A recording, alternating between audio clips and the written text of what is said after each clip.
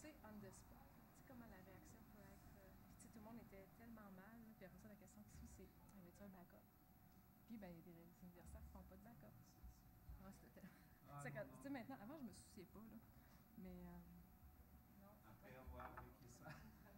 Oui, c'est vrai qu'on a des théories. C'est vrai qu'on ça doit toucher vraiment toute la vie de l'étudiant. Ça enlève. Ça enlève.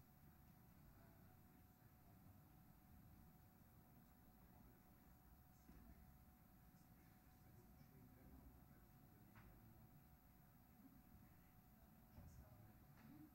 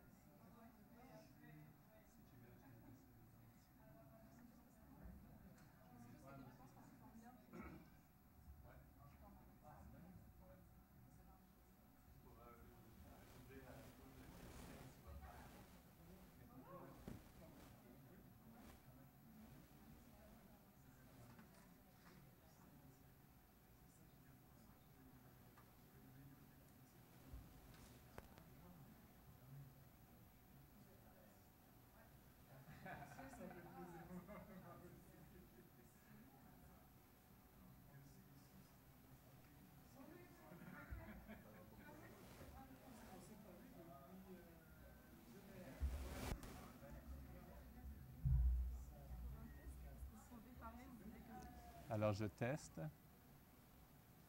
Le micro question ou le micro 5? Alors, je parle comme ça. Ça fonctionne? Ça fonctionne pas du tout. C'est ma voix qui est pas là. Test, test. Allô, allô?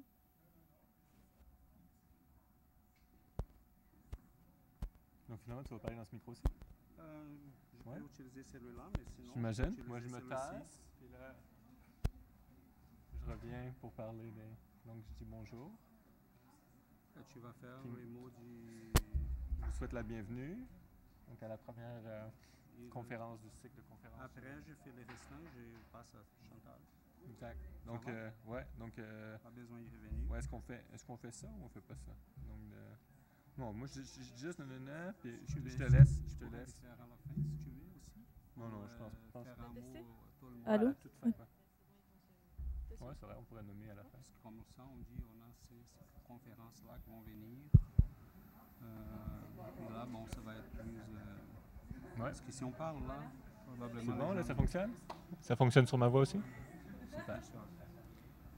Mais je pense que je vais utiliser celui-là ici. Pour, Lequel? Qu'est-ce que vous nous faites? Nous faites-vous un signe, mesdames, ou on y va quand on veut?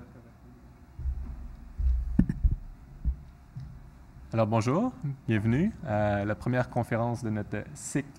Voulez-vous vous asseoir? Je vous ai comme pris de court. De notre cycle de conférences qui s'intitule « Éducation citoyenne aux controverses sociotechniques ». Donc, c'est un cycle, en fait, on est très content d'avoir... On a 7 conférences sur l'année, jusqu'en avril. À la fin de cette séance, si j'oublie pas, je vais revenir au micro pour vous présenter ce qui va venir plus tard dans l'année universitaire. Donc, je me présente, François Claveau, je suis professeur en philosophie ici à l'Université de Sherbrooke. Je suis titulaire de la chaire en épistémologie pratique. Ce cycle de conférences, je l'organise avec César Santos, qui est professeur de chimie au Cégep de Saint-Jean-sur-le-Richelieu et qui est doctorant en éducation dans un programme UQTR-UQAM. Donc, César m'a approché au début de l'été pour faire un stage à la chaire en épistémologie appliquée, à pratique, excusez-moi. Et ce que je lui ai proposé, c'est on va organiser un cycle de conférences. Donc, ça va être ça ton stage, que d'organiser un cycle de conférences. L'idée étant que organiser des conférences, ça fait partie des compétences qu'un universitaire doit développer. Et César le fait très bien. On est rendu à 7 conférences dans notre cycle. Donc, je vais céder la parole à César pour qu'il vous présente un peu plus le cycle de conférences, ainsi que notre conférencière du jour, Chantal Pouliot. Bonjour à tous et à toutes. Je croyais qu'être prof de chimie était quelque chose de stressant, mais je vois qu'il y a des choses plus stressantes. Mais on va s'en sortir. Je vais essayer d'utiliser mon ordi. On est en web diffusion aussi, donc on donne la bienvenue à tous et à toutes ici sur Internet. On aimerait initialement présenter les cycles rapidement, on va être bref. On a un cycle sur l'éducation citoyenne aux controverses socio-scientifiques. Et les controverses socio-scientifiques ou socio-techniques, comme vous voulez, sont des sujets qui sont de plus en plus présents. On a une complexité énorme dans ce type de débats. Donc, on a des enseignants qui nous posent des questions, des chercheurs qui commencent à se poser des questions à ces sujets. Quelle formation? Comment former des gens pour... Est-ce que ça bien, cette distance? Comment former des gens pour comment un enseignant fait, mettons, pour enseigner les controverses socio-scientifiques? Quelle formation? Comment on peut amener les gens à en débattre d'une manière éclairée, critique, pondérée, logique? Donc voilà, on a des sujets qui sont complexes, l'utilisation des OGM, le réchauffement climatique. À Québec et à Ottawa, mettons, on a à ce moment-ci des gens qui sont en train de discuter si on peut utiliser la carte génétique des gens pour décider de leurs assurances. Donc, ce sont des sujets vraiment qui sont complexes si on n'a pas de réponse tout prête. Donc, voilà, le cycle s'adresse aux gens qui s'intéressent à la formation, au débat. Et évidemment, on aura l'opportunité d'avoir des gens comme Mme Pollio qui vont partager avec nous des recherches, des connaissances, des expertises qui vont sûrement ajouter énormément. Donc voilà, on aura, comme François disait, on aura un cycle avec 7 conférences. Donc cela fait une seconde.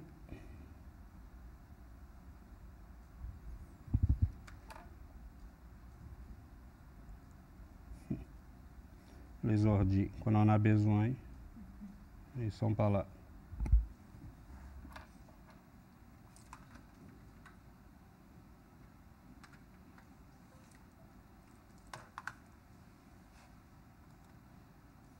Excusez.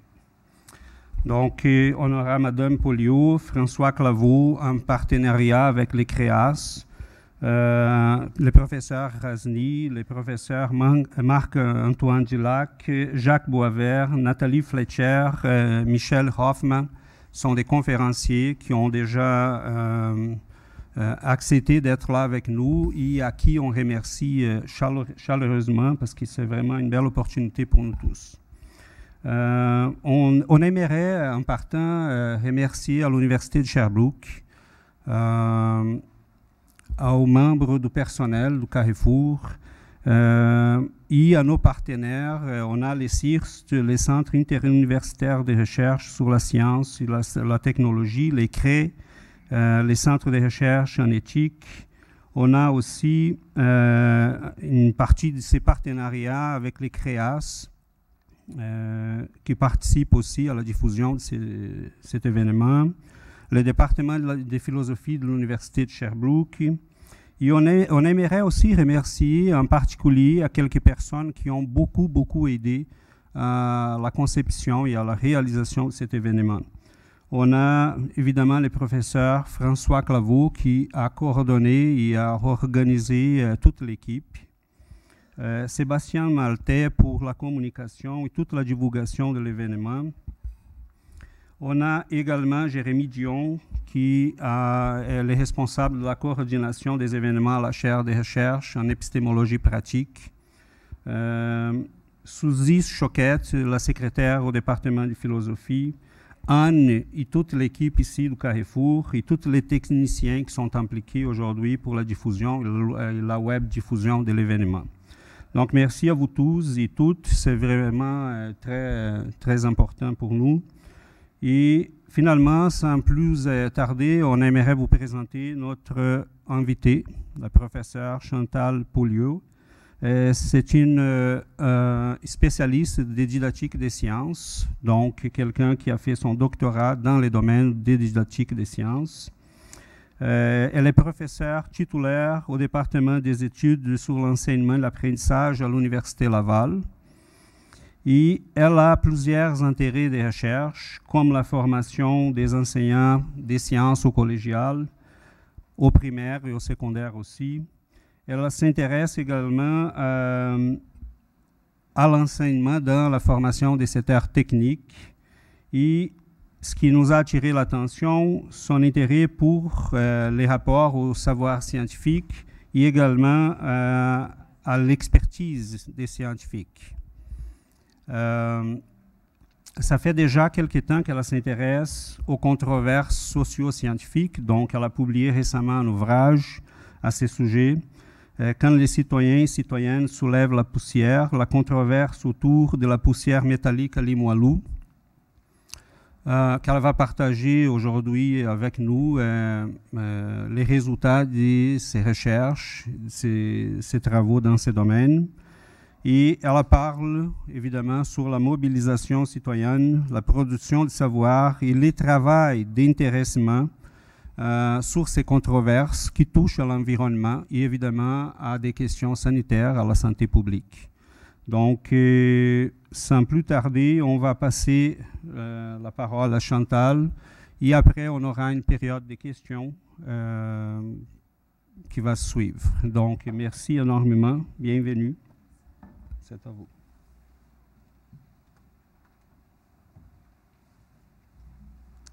Bonjour tout le monde. Merci d'abord pour cette invitation que j'apprécie. Ça me fait plaisir de lancer le cycle de conférences. Aujourd'hui, mon intention est de vous parler de 2 controverses, donc tracer les tenants et aboutissants de 2 controverses qui se déroulent actuellement dans la ville de Québec. Ce sont des controverses qui sont complexes, qui sont riches, et évidemment, on ne fera pas l'ensemble, le tour complet de ces controverses-là, mais à mon avis, au terme de la présentation de ces 2 cas, vous aurez une meilleure idée de ce qui se passe en ce qui les concerne. Je vois, j'ai mis point 4, là, puis 3, je les ai inversés à la dernière minute, hier soir, on le voit. Une pensée en action. Donc, ensuite, je vous parlerai de l'enseignement des controverses, ce que moi, je fais à titre de professeur-chercheur en termes d'enseignement des controverses, donc ce que je privilégie, les approches que j'aime bien utiliser. Ce n'est pas un cours de didactique des sciences, et donc ce sera assez bref. Et enfin, je vais terminer cette présentation en parlant rapidement aussi de mes convictions de chercheur. Lorsqu'on parle d'épistémologie pratique ou appliquée, je pense que c'est important, à titre de chercheur, de préciser d'où l'on parle, et ce sera le cas donc en fin de présentation. Ça me fera plaisir aussi de répondre à vos questions au terme de cette présentation. On vient de le mentionner, mes travaux de recherche portent entre autres sur la documentation de controverses socio-scientifiques, socio-techniques, controverses environnementales, sanitaires. L'appellation est peu importante ici, mais ce sont des controverses qui sont actuellement en cours. Dans les 2 cas, ça fait maintenant 5 ans que les controverses sont amorcées, et on peut penser que ça prendra encore un certain temps avant qu'on arrive à la clôture de ces controverses-là. Donc, une grande partie de mes travaux de recherche, de mon temps de recherche, est accordé à la documentation de ces controverses-là. Je m'intéresse aussi à l'enseignement des controverses. Je fais partie d'un groupe de recherche international qui s'intéresse beaucoup à la façon d'enseigner les controverses, mais aux visées aussi qu'on peut entretenir lorsqu'on enseigne des controverses, les visées d'argumentation, développement de valeurs, maîtrise de notions scientifiques ou académiques.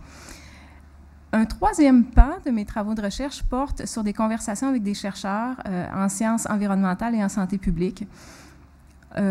Cette préoccupation pour les capacités citoyennes traverse vraiment les disciplines, c'est-à-dire que dans différentes disciplines universitaires, on s'intéresse et on s'interroge à l'égard des capacités citoyennes. On voit bien, en fonction de différents cas, que les capacités citoyennes de compréhension, de production de savoir, d'action aussi, sont multiples, elles sont variées, et elles font un peu la vie dure à ce qu'on appelle le modèle du déficit citoyen, modèle selon lequel les citoyens seraient déficitaires de savoir, d'aptitude, d'attitude et de capacité de production de savoir.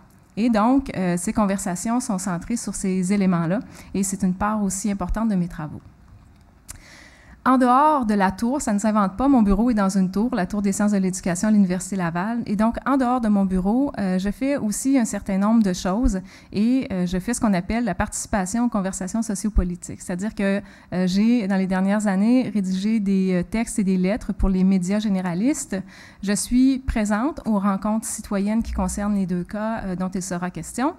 Je suis aussi présente à l'ensemble des audiences au Palais de justice de Québec, au TAC, qui est le tribunal administratif du Québec, qui est un peu comme un palais de justice, mais c'est l'endroit où des compagnies, par exemple, peuvent contester des décisions gouvernementales qui ont été prises à leur endroit.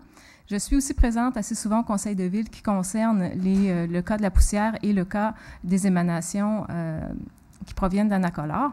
Et ensuite, j'ai accordé des entrevues à la télévision, à la radio, et j'ai écrit un livre, comme ça a été mentionné tout à l'heure, destiné aux citoyens et aux citoyennes. Je vous parle de 2 cas aujourd'hui. Le premier cas, c'est un cas où on retrouve des poussières métalliques qui se déposent sur les quartiers centraux de la ville de Québec. Cette poussière provient du port de Québec, et Depuis 5 ans, les citoyens se plaignent de la présence de cette poussière-là sur leur galerie, par exemple, et dans leur environnement. Vous avez ici des images qui illustrent l'allure que peut avoir cette poussière qui se dépose sur les galeries, qui se dépose sur les voitures. Pour faire un retour en arrière, la controverse autour de la poussière métallique a débuté en 2012, le 26 octobre 2012, alors que Véronique Lalande, que vous voyez sur la photo ici, se promenait sur la rue avec son garçon qui était dans sa poussette à l'époque, qui avait 9 mois. Léo avait 9 mois. Et Véronique Lalande s'est rendue compte qu'une poussière rouge s'était déposée sur les roues de la poussette de son garçon. Et elle s'est rendue compte aussi que Léo en avait sur les joues. En y regardant de plus près, elle a réalisé que la poussière recouvrait la rue, les trottoirs, les voitures et les immeubles. Et donc, elle le mentionne comme ça, d'ailleurs, lorsqu'elle donne des entrevues, son quartier était recouvert d'une poussière rouge. Elle est revenue à la maison pour discuter de la situation avec son conjoint, Louis Duchesne. Pourquoi? Parce que depuis 2 ans, les 2 citoyens s'inquiétaient de la quantité et de la signature de la poussière qui se déposait régulièrement dans leur environnement. Cette poussière-là était grise, cela dit. Et donc, voyant la poussière rouge dans leur environnement, les citoyens ont décidé de contacter la ville qui, elle, a contacté Urgence Environnement. Les travailleurs d'Urgence Environnement, les techniciens d'Urgence Environnement, se sont rendus sur les lieux et ont pris des échantillons de poussière, ont aussi discuté avec les 2 citoyens. Et c'est à ce moment-là que Véronique Lalande et Louis Duchesne ont compris qu'ils ne seraient pas mis au courant des résultats de l'analyse de la poussière qui venait d'être récoltée. Ils ont donc décidé de prendre eux-mêmes des échantillons de poussière. Peut-être que c'est important de savoir ici, pour mieux comprendre la situation, que Louis Duchesne est un scientifique au quotidien. C'est quelqu'un qui travaille en sciences, qui a écrit des articles scientifiques et donc qui s'intéresse, entre autres, à la santé ou aux écosystèmes forestiers. Donc, les citoyens prennent des échantillons de poussière. Quelques jours plus tard, la compagnie Arrimage du Saint-Laurent confirme en effet que de l'oxyde de fer s'est échappé de ces installations de transbordement et s'est déposé sur le quartier ou sur certaines parties du quartier Limoilou. Au début de novembre, les citoyens reçoivent l'analyse de la poussière qui a été récoltée lors du 26 octobre et réalisent que la poussière n'est pas constituée d'oxyde de fer, tel qu'il avait été mentionné par les autorités portuaires et par la compagnie, ainsi que le maire de Québec. Évidemment, ce n'était pas avec grande certitude, mais on disait aux citoyens, écoutez, c'est un événement unique dans le temps et dans l'espace. C'est arrivé une fois, il y a eu un épisode de poussière rouge et ça s'est limité à Limoilou. Ne vous inquiétez pas, la poussière était constituée d'oxyde de fer. Et donc, les résultats montrent, et on verra un tableau dans quelques instants, qu'en fait, la poussière était constituée d'un ensemble de métaux dont certains ont un potentiel de nocivité pour la santé humaine. Quelques jours plus tard, le 21 novembre, la compagnie reçoit un avis de non-conformité de la part du gouvernement, du ministère de l'Environnement. Et c'est donc le rôle du ministère de l'Environnement, on le verra aussi dans l'autre cas, de remettre des avis de non-conformité lorsque c'est nécessaire. Et le 10 décembre, Lalande et Duchesne vont publier un rapport d'analyse sur d'autres situations de poussière, c'est-à-dire que durant tout le mois de novembre, qui a suivi l'épisode d'octobre 2012, les citoyens ont récolté de la poussière en différents endroits, dans différents quartiers de la ville de Québec, des quartiers centraux, et à différentes occasions. L'idée était de voir si, effectivement, l'épisode de poussière rouge était unique dans le temps. Or, avec les résultats qu'ils ont produits, on réalise que la poussière se dépose régulièrement sur les quartiers centraux. Et ça a été l'objet de cette conférence de presse qui a eu lieu le 18 décembre, donc de la même année, en 2012. Si je vous mentionne cela, c'est pour vous illustrer comment la poussière ou le thème de la poussière est entré dans la sphère socio-politique, dans le débat politique. C'est de cette façon-là que la poussière est intervenue au niveau social. Vous avez ici une représentation qui illustre la proximité du port de Québec et du quartier Limoilou où la controverse s'est amorcée. Dans l'encadré rouge, c'est l'endroit où se font les activités de transbordement de minerais. C'est la zone du port où sont entreposés, sont manipulés les différents minerais qui sont acheminés au port. Sous le point rouge, c'est l'endroit où Véronique Lalande et Louis Duchesne habitaient à l'époque. Ils sont déménagés depuis. Ici, vous avez une représentation du territoire touché par la poussière. C'est la représentation du territoire qui a été autorisé par le recours collectif, un des recours collectifs qui est en cours présentement. Il y a 2 recours collectifs qui sont liés aux poussières et qui vont de l'avant depuis un certain temps. Et donc, vous avez une représentation là, des lieux où la poussière se dépose dans les quartiers centraux de la ville. Maintenant, quelques images pour illustrer, je pense, ici, là, ce qui est important de comprendre, c'est la dimension des piles de minerais. Vous voyez une des pelles mécaniques, là.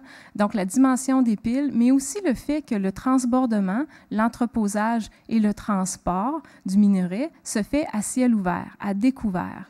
Ce qui fait en sorte que lorsque le vent se lève et que le temps est relativement sec, le minerai est soulevé.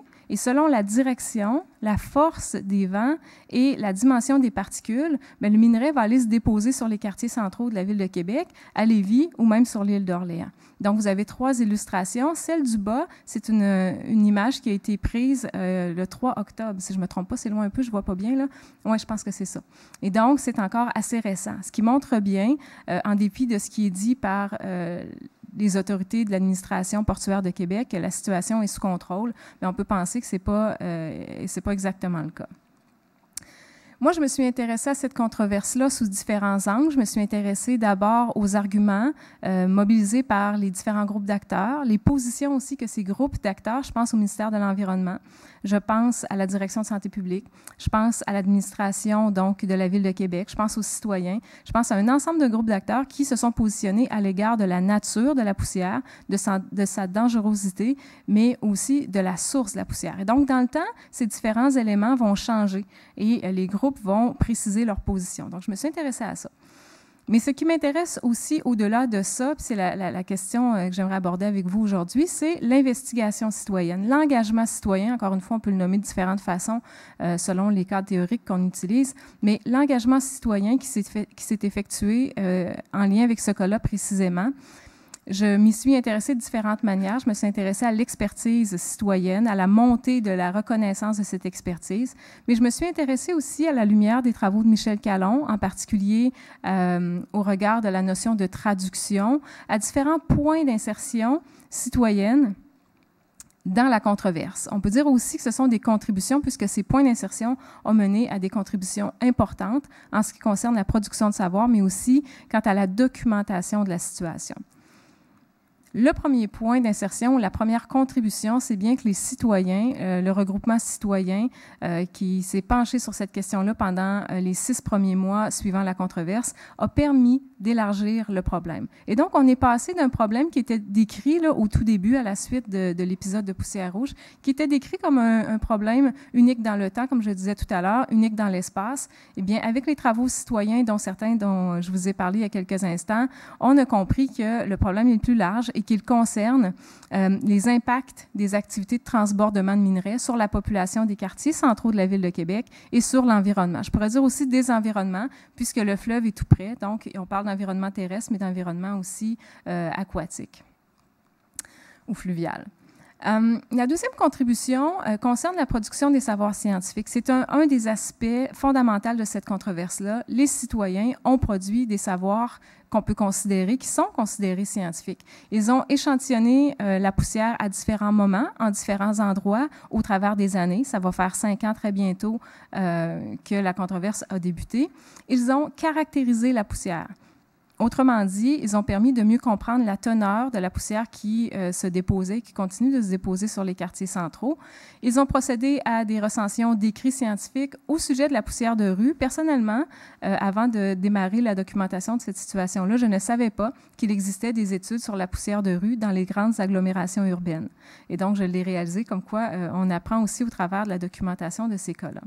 Ils ont aussi fait une recension d'écrits, bien sûr, au sujet des effets du nickel sur la santé, et ils ont produit un certain nombre de rapports d'analyse au travers les années qui portaient sur la teneur de la poussière de rue, donc 2 rapports qui ont porté sur la teneur de la poussière de rue, sur la teneur de la poussière dans l'air et sur la provenance de la poussière. Ce qui est intéressant avec ces rapports-là, ceux qui sont ici à l'écran, c'est qu'au moment de leur sortie, les autorités gouvernementales et sanitaires n'étaient pas encore en mesure d'informer la population au sujet de la source ou des sources et au sujet de la teneur de la poussière. Et donc, c'est le travail citoyen qui, à l'intérieur de 6 mois, a été, vous imaginez, soutenu et assez intense, mais qui a permis de mieux comprendre la situation.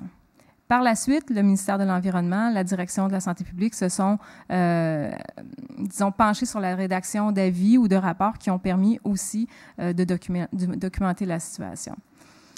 Ici, vous avez un tableau qui a été produit par les citoyens et c'est le tableau qui rend compte de la signature, de la teneur de la poussière qui a été récoltée le 26 octobre 2012. Et donc, à la différence de ce qui a été dit, donc la poussière était constituée d'oxyde de fer, on voit ici que la poussière récoltée contenait effectivement beaucoup de fer, de l'arsenic, du chrome, du cobalt, du cuivre, de l'étain, du manganèse, du nickel, du plomb, du vanadium et du zinc. Et donc, ce que ça illustre, c'est que la poussière est plus complexe et inquiétante que ce qui avait été annoncé à l'origine dans les jours qui ont suivi l'épisode de poussière rouge. Un autre tableau ici, des résultats produits encore une fois par les citoyens, cette fois-ci à la suite d'une demande d'accès à l'information. Le groupe citoyen a obtenu l'ensemble des données recueillies au sujet de la qualité de l'air par le ministère de l'Environnement, données colligées mais non analysées, et les citoyens ont donc analysé une grande quantité de données brutes pour réaliser qu'entre avril 2010 et mars 2012, la concentration moyenne de nickel, on s'attarde ici uniquement au nickel, était de 52 nanogrammes par mètre cube avec des pics de 1670 nanogrammes par mètre cube, alors que la moyenne au Canada entre 2003 et 2009 était de 0,9, même pas 1. Et donc, on voit ici que la quantité, la concentration était très grande en ce qui concerne le nickel. Les données étaient déjà colligées, comme je disais, par le ministère de l'Environnement, mais n'avaient jamais été analysées. Donc, on a là une contribution importante. 2 exemples, il pourrait y en avoir plusieurs autres. La troisième contribution, le troisième point d'insertion, c'est ceci, une identification par les citoyens de solutions et de recommandations, une formulation de recommandations aussi. Je l'ai bien sûr simplifié pour les besoins de la présentation, mais vous pouvez retrouver l'ensemble de ces solutions identifiées et des recommandations formulées sur le site vigilanceportdequebec.com, qui est le site qui a été mis en forme par le groupe citoyen qui se penche sur cette question-là.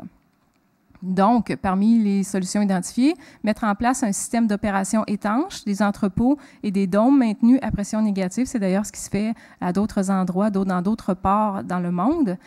Implanter et diffuser un plan de gestion environnementale et mettre en œuvre une démarche systématique d'évaluation des risques.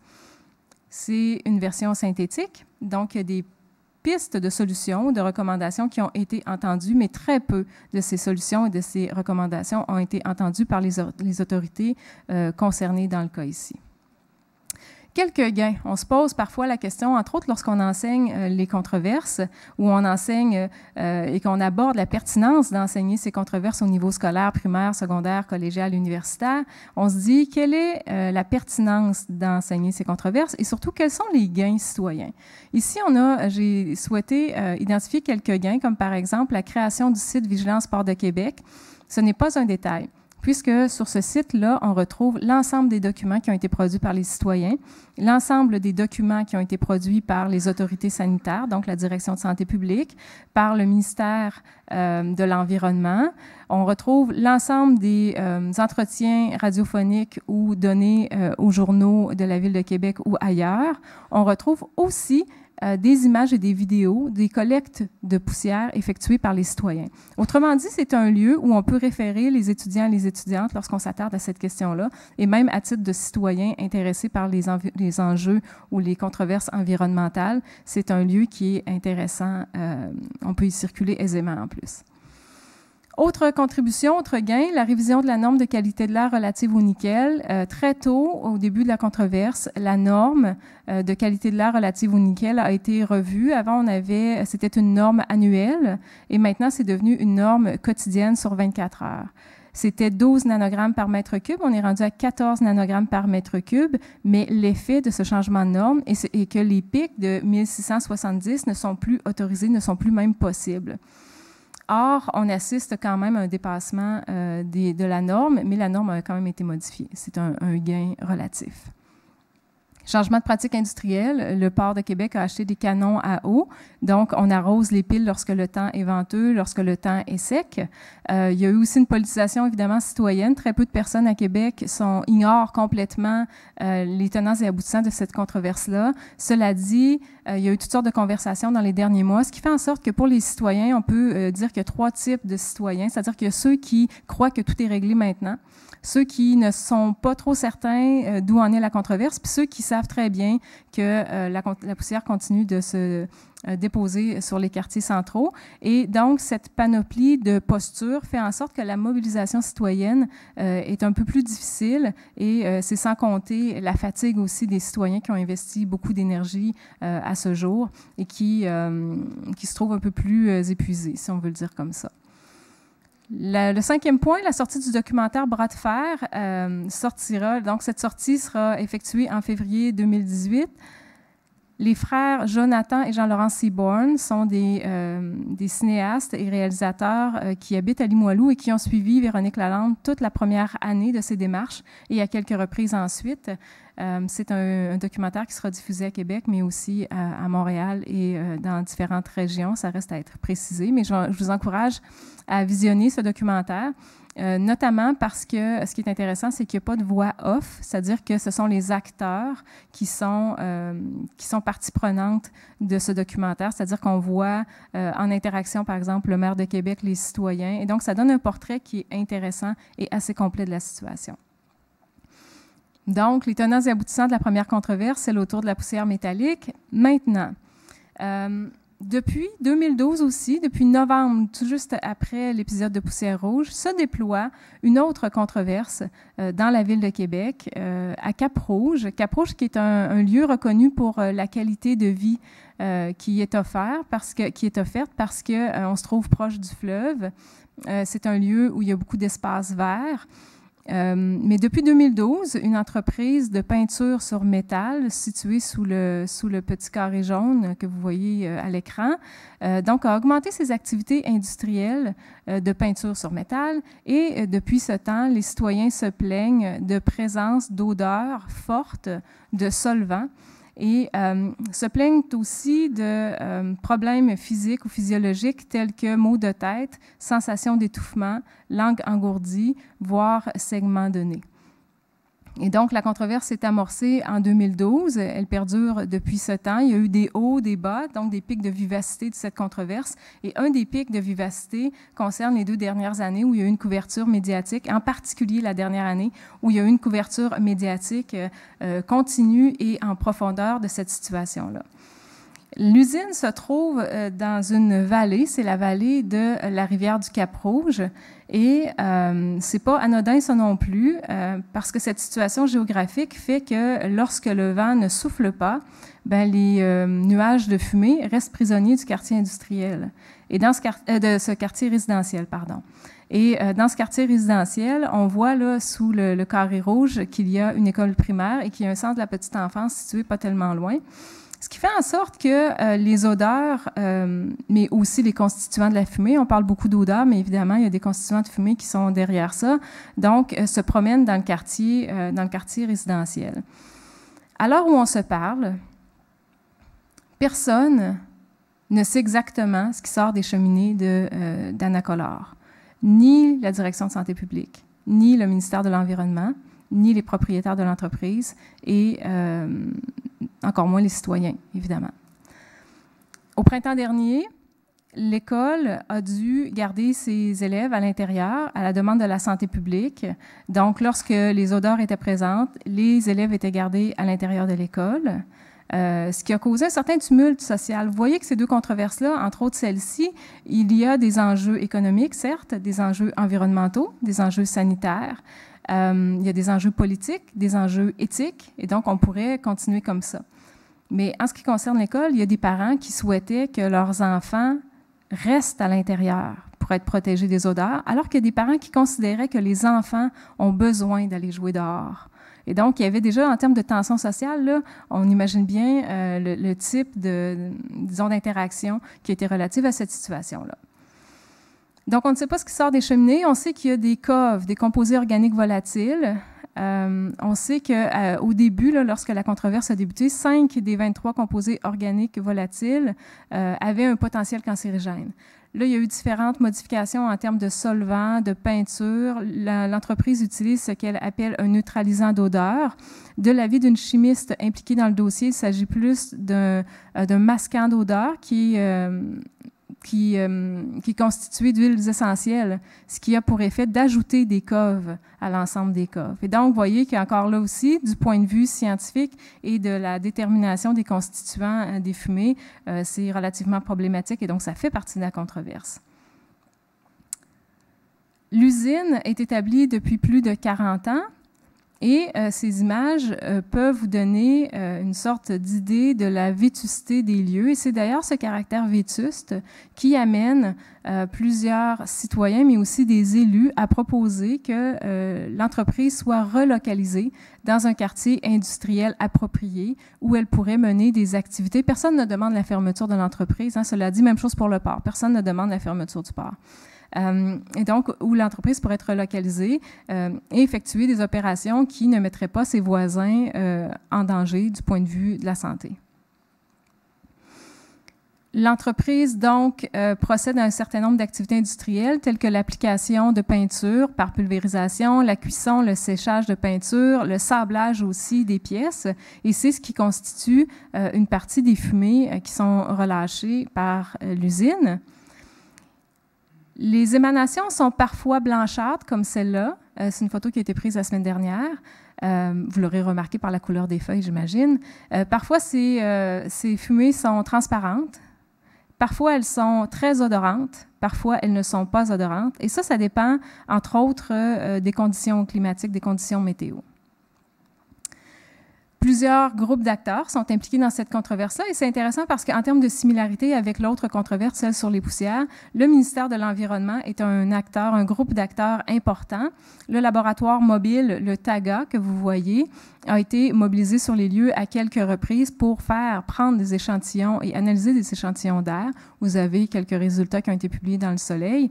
La direction de santé publique est aussi un groupe d'acteurs important, puisque à la lumière des résultats ou des données produites par le ministère de l'Environnement, la Direction de santé publique agit comme une expertise scientifique et donc se prononce sur la dangerosité liée à l'exposition à court, à moyen ou à long terme de ces fumées-là. Et l'année passée, en juillet 2016, la Direction de la santé publique avait produit l'avis que vous avez sous les yeux et elle mentionnait la dimension inquiétante de la situation. Elle proposait que les fumées soient mieux contrôlées, que les activités industrielles soient réduites, etc.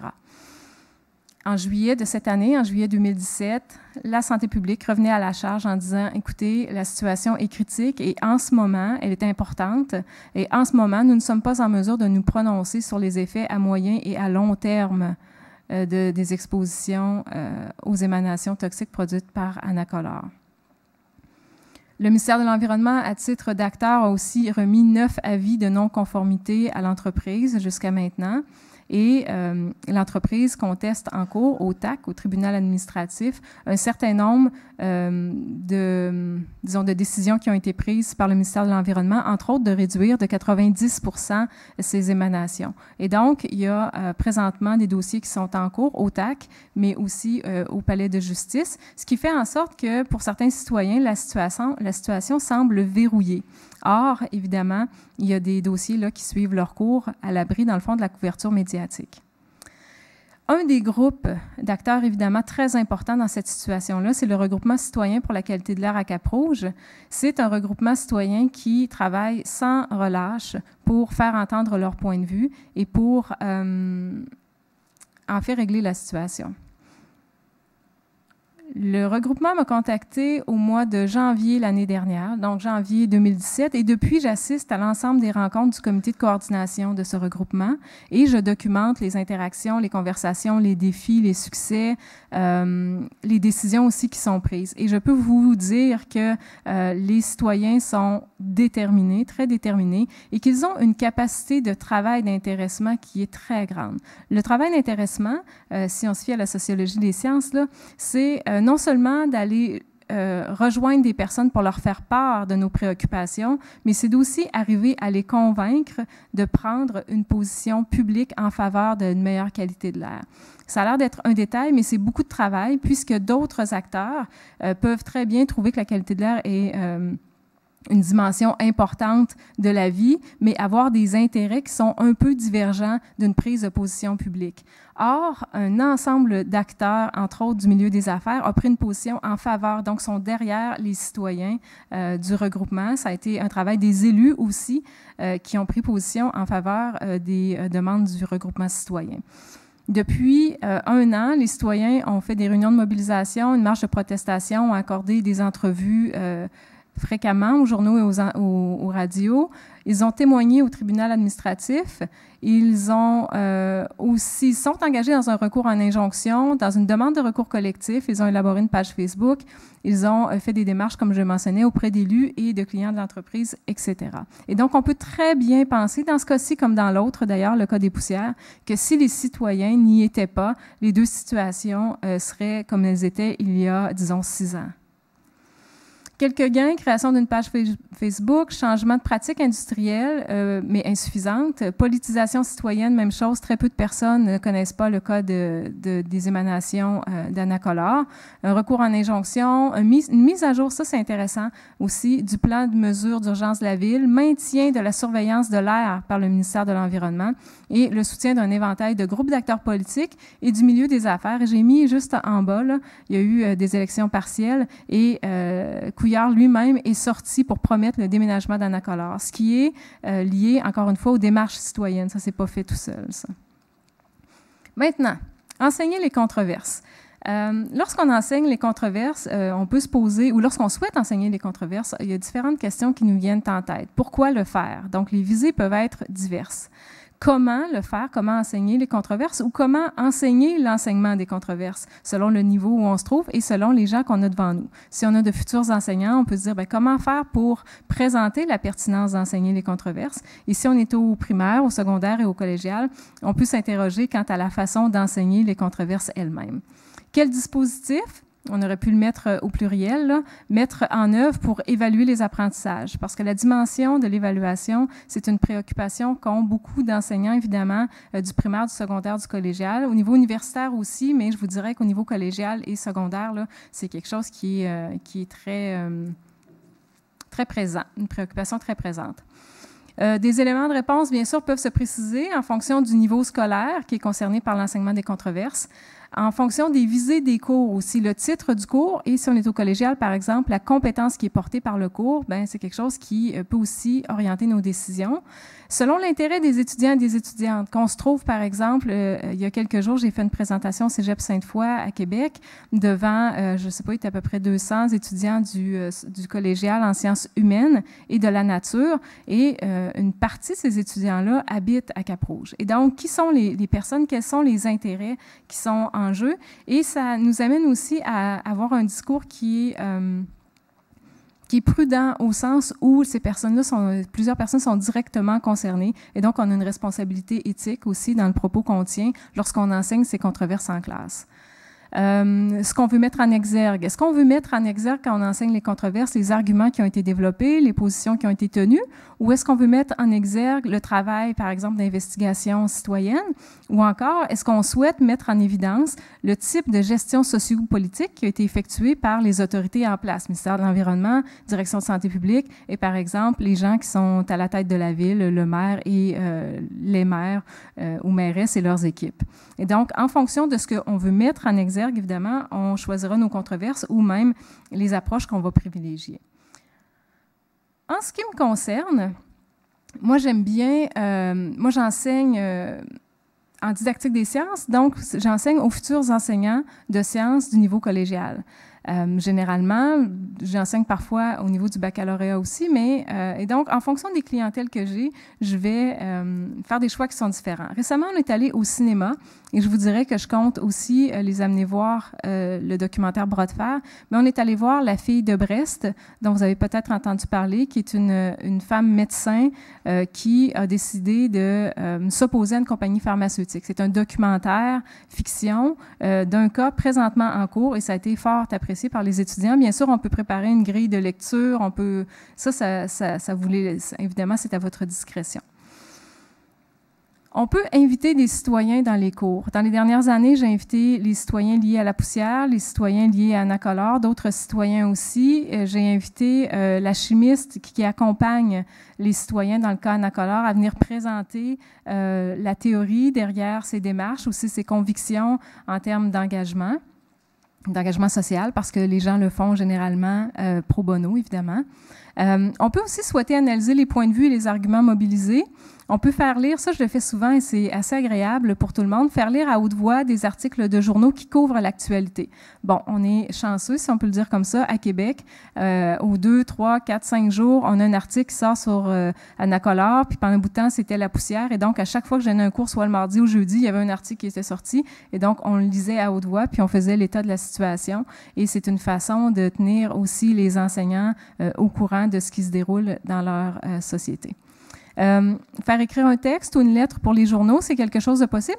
On n'a pas nécessairement à imposer que ce texte ou cette lettre soit envoyée dans les médias, mais c'est un exercice qui est intéressant parce que ça nécessite d'être capable de prendre une position claire dans un espace qui est relativement succinct et dans un langage qui est accessible. Et je pense que c'est un exercice d'écriture qui est tout à fait pertinent.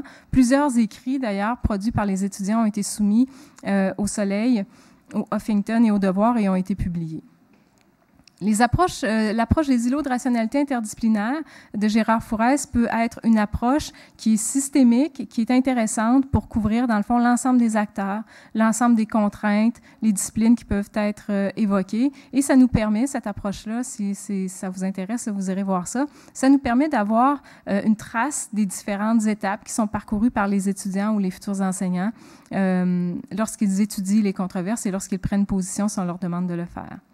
Le jeu de société de discussion Decide ou Decide Discussion Game, c'est un outil qui est fort intéressant. Pourquoi? Parce que c'est en ligne, en différentes langues, et ça couvre différentes controverses qui sont actuelles et contemporaines. On n'a qu'à aller sur le site, on imprime, on découpe les cartes, tout est prêt et on peut jouer. Ça prend environ 1 heure et les étudiants apprécient en général. Et nous, ça nous permet aussi de suivre les conversations. Encore là, du point de vue de l'enseignant ou du professeur, de la professeure, ça dépend de ce qu'on veut voir. Lorsqu'on veut voir des étudiants en action, c'est une façon de faire qui est fort intéressante. Des jeux de rôle et des débats, évidemment, on en connaît plusieurs. Et la dernière suggestion, je l'ai faite l'année dernière, c'est que des étudiants sont venus au palais de justice assister aux audiences. Vous savez que c'est ouvert pour le public, des audiences de recours collectif, et ça a été fort instructif pour eux. Ils sont sortis de là un peu déstabilisés, je vous dirais, parce que, évidemment, la joute discursive qui s'y déploie n'est pas la même qu'en éducation ou même dans les médias. Et donc, c'est un lieu qui est fort intéressant. Moi, j'y vais tout le temps. Je passe plusieurs journées au palais de justice, entre autres pour documenter la façon dont des avocats vont construire et déconstruire la crédibilité des savoirs scientifiques ou citoyens. Là, vous voyez, j'ai dit construire, déconstruire, puis les avocats de part et d'autre, d'ailleurs. Comment on utilise ces savoirs scientifiques dans une salle au palais de justice pour défendre un point de vue et miner un autre point de vue. Je terminerai cette présentation en évoquant mes convictions. Elles sont assez, je les ai mises ici, assez brèves, évidemment. C'est un travail de réflexion en cours. Lorsqu'on s'intéresse à des questions comme celle-là, lorsqu'on produit des savoirs dans un climat de tension politique, de tension aussi éthique, comme je le disais, de tension sociale. On parlait de controverses environnementales et sanitaires. On pourrait aussi dire questions socialement vives. Ce sont des questions socialement vives. Ce sont aussi des questions politiquement vives. Et donc, un chercheur, on peut très bien imaginer, ou une chercheuse pourrait très bien décider de faire autre chose, d'autres types de recherches. Alors moi, j'ai décidé de travailler sur ces cas-là et de le faire encore pour les prochaines années. Donc, mes convictions de chercheur, c'est qu'il faut que les chercheurs et les chercheuses participent aux conversations politiques, conversations sociopolitiques qui les concernent, surtout quand leur expertise est pertinente. C'est un énoncé qui a l'air simple, mais plusieurs chercheurs sont en désaccord avec cet énoncé-là. Donc, c'est un lieu de débat. On peut être en accord avec ça, on peut être en désaccord. À mon avis, c'est quelque chose qui est primordial. Il faut se positionner aussi contre un ordre industriel qui privilégie la profitabilité au détriment de la santé des populations. C'est aussi une de mes convictions. Et donc, à partir du moment où on nourrit une conviction comme celle-là, on va faire des choix de recherche, puis on va faire des choix de recherche qui sont, comme dans ce cas-ci, assez contemporains. Les controverses sont en développement et moi, j'ai décidé de m'y attarder afin de voir comment l'ordre industriel impose une certaine présence. Et juste pour vous donner un exemple, dans certains cas, il y a des acteurs en autorité qui vont essayer de protéger bien sûr les populations, mais qui vont du coup aussi protéger les activités industrielles qui sont en cours. Et donc, protéger les populations, protéger les activités industrielles, ça fait en sorte, entre autres, que des situations comme celle-là vont perdurer. Ça fait partie de la controverse ou des controverses. Le troisième point, c'est qu'il faut produire des résultats de recherche socialement pertinents. C'est aussi ma conviction et c'est une décision que j'ai prise il y a quelques années. Et je me suis dit, à partir de maintenant, je ne vais produire que des savoirs que je considère. Bien sûr, il y a d'autres savoirs socialement pertinents, mais les choix que je fais sont relatifs à la production de savoirs socialement pertinents entre autres, parce qu'ils permettent de voir ou de mieux voir, de mettre en exergue les capacités citoyennes. Il n'y a pas tant de travaux que ça qui portent sur les capacités citoyennes et généralement, vous l'aurez peut-être remarqué, dans les médias, parfois dans les établissements d'enseignement au niveau collégial, au niveau universitaire, même entre les citoyens, le modèle qui est mis de l'avant, c'est vraiment le modèle du déficit citoyen, plutôt que le modèle, par exemple, de la coproduction de savoir, qui est beaucoup plus intéressant et qui permet d'ouvrir sur des observations qui sont meilleures, à mon avis, pour le bien commun. J'ai mis des images d'écrits qui orientent mes réflexions et qui ont aussi jalonné mes réflexions ou mes travaux dans les dernières années. Et je pense à Eva Joly, à Alain Deneau, entre autres, Naomi Klein, le dernier ouvrage. Si j'ai un ouvrage à vous conseiller dont la lecture est magnifique, c'est bien celui-là. Le savoir engagé aussi de Michel Doré, Diane Lamoureux et Toxic Exposures. Ce sont les travaux de Phil Brown qui, lui aussi, s'est attardé à des cas comme ça, des cas où les enjeux éthiques et environnementaux sanitaires étaient très présents. Alors, je vous remercie pour votre attention et je vous remercie encore pour cette invitation. Ça a été un plaisir de faire cette présentation aujourd'hui.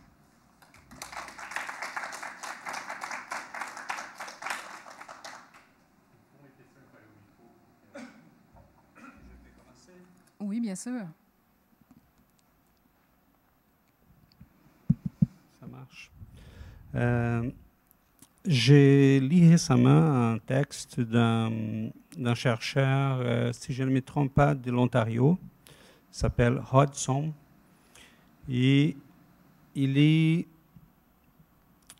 prend une position qui, je pense que c'est un peu complexe. Mettons, il est favorable, il défend la position qu'on devrait, comme enseignant, mettons, apprendre aux étudiants, à nos élèves, peu importe le niveau, à vraiment s'engager politiquement.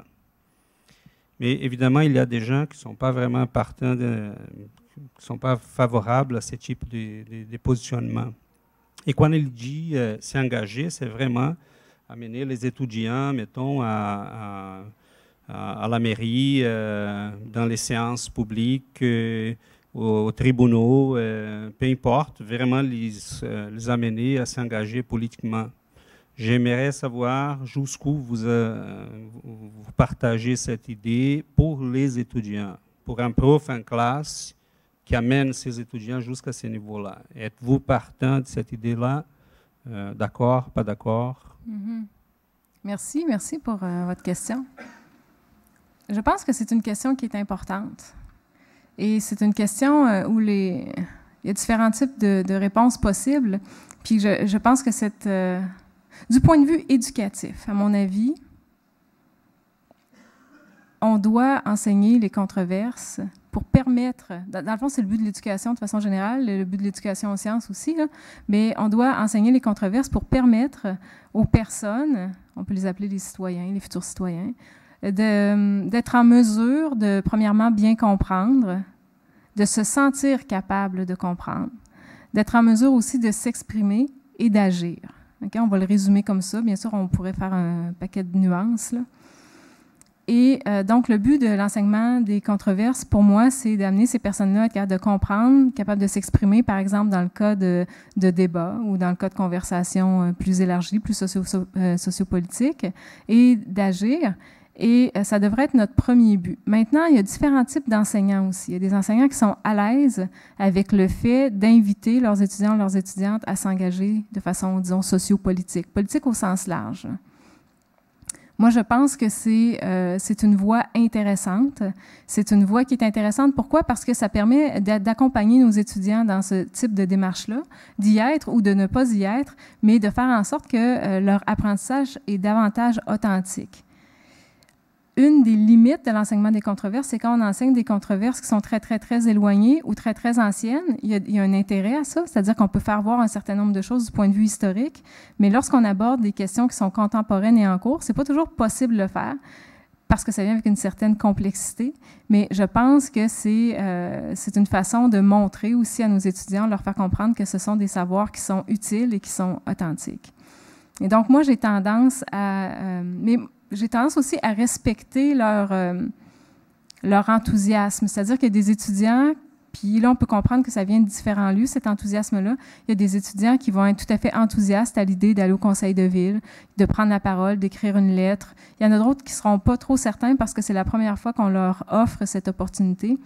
Et il y a d'autres personnes qui ne voudront pas pour des questions personnelles, c'est-à-dire qu'il y a des personnes qui sont directement concernées.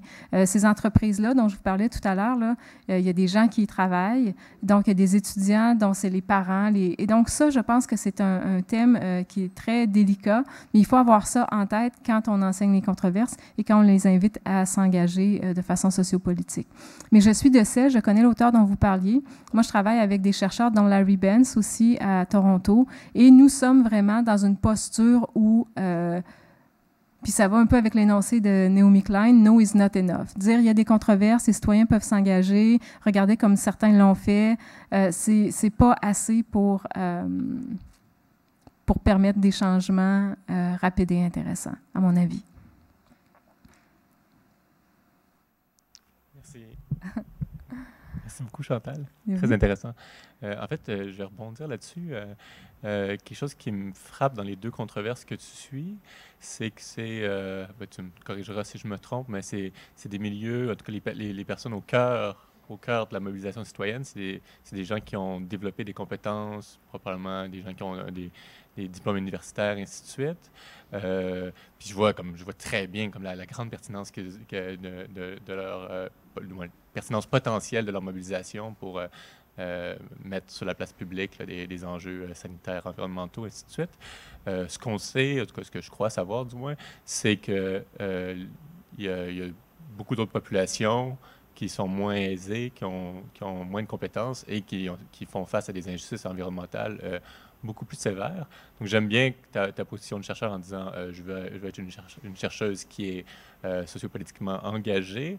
Mais ce qui est particulier dans les deux cas que tu traites, c'est que la mobilisation citoyenne se fait par-delà toi, quoi, sans que toi, tu doives craquer la roue, quoi. Ouais. Et je me demandais si c'est une implication directe de ta posture que la prochaine étape, finalement, c'est d'aider des populations qui sont plus marginalisées à se prendre en main pour faire le même type de travail d'intéressement que les populations que tu étudies font déjà.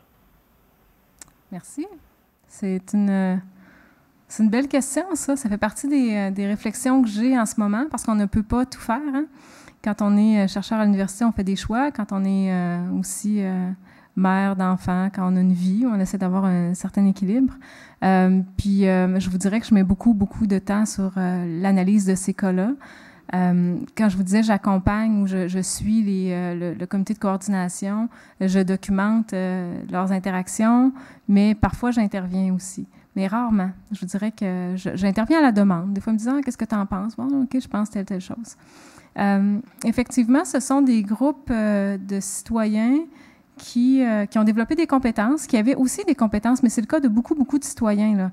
Il y a des compétences qui ont été développées dans d'autres lieux personnels, professionnels, et qui sont mis à profit. Des réseaux aussi, on pense à la théorie de l'acteur réseau, là, des réseaux de connaissances, des réseaux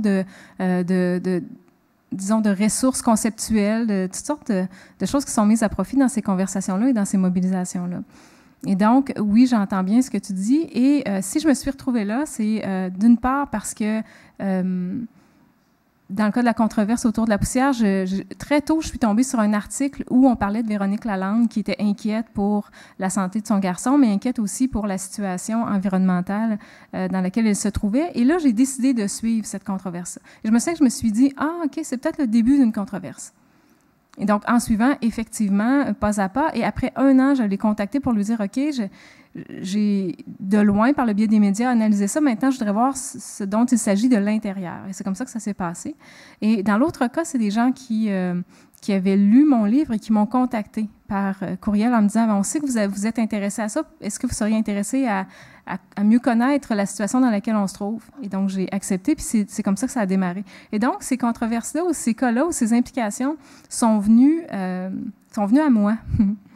Et il y a d'autres aussi questions un peu de ce type-là qui se déroulent dans la ville dont je n'ai pas parlé, mais en général, ce sont effectivement des personnes qui ont certaines capacités d'emblée, mais je vous dirais que c'est le cas de beaucoup, beaucoup de personnes. Et je ne sais pas quoi répondre à la deuxième partie de la question, mais oui, c'est quelque chose qui m'intéresserait éventuellement de...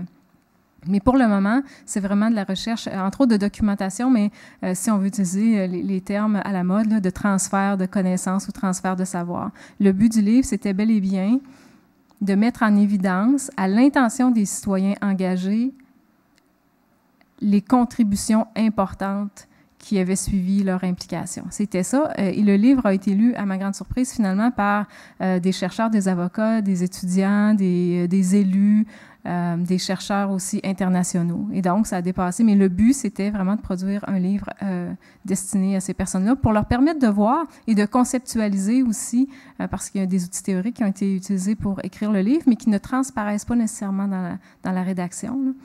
Et donc, mais j'entends bien cette question-là, puis peut-être que je pourrais y répondre dans 5 ans.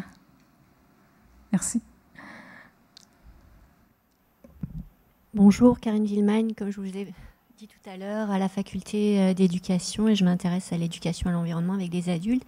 Et justement, ma question était un petit peu dans le même ordre d'idées que monsieur, dans la mesure où moi je travaille avec des gens qui sont défavorisés socialement, culturellement, et qui justement ont des compétences alphabétiques très limitées.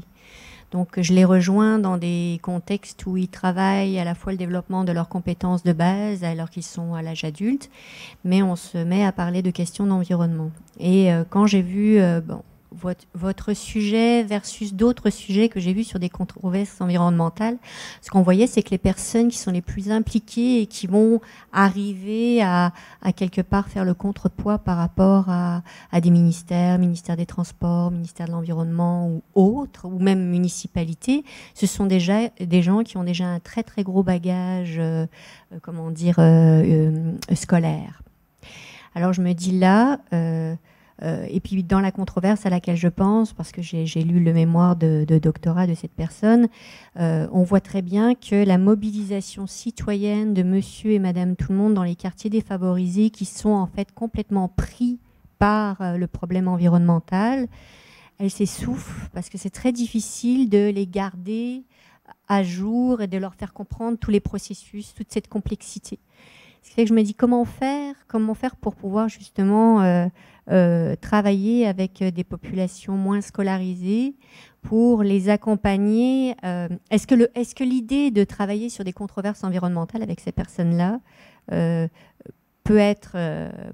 possible? Et puis, est-ce que vous avez déjà envisagé ça? Parce que je vois justement vous interroger les personnes qui sont les plus scolarisées et les plus impliquées. Donc, j'aimerais avoir votre avis là-dessus. Ou j'ai peut-être mal compris, remarquez. Non, merci. Merci pour cette question. Peut-être une nuance que je peux faire, là. La situation des poussières métalliques concerne, vous avez vu, là, les secteurs de la ville qui sont touchés. Dans ces secteurs-là, c'est une population mixte. Il y a des gens très favorisés, puis il y a des gens moins favorisés, puis il y a des gens très défavorisés. Dans le cas des émanations dans la colère, c'est différent. C'est une population qui est davantage favorisée, effectivement.